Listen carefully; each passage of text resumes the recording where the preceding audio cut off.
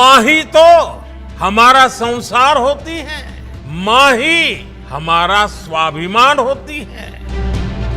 बिहार में आरजेडी कांग्रेस के मंच से मेरी माँ को गालियां दी गई। ये गालियां सिर्फ मेरी माँ का अपमान नहीं है, ये देश की माँ, बहन, बेटी का अपमान है।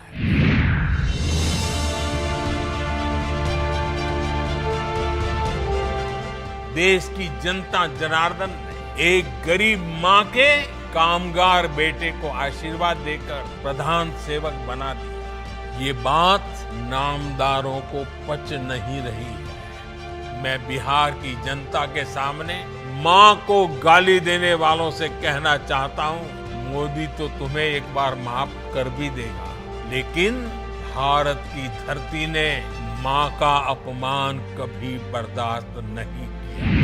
माँ का अपमान नहीं सहेंगे, नहीं सहेंगे।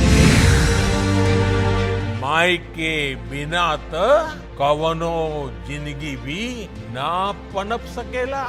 यही से तो बारी माई महा।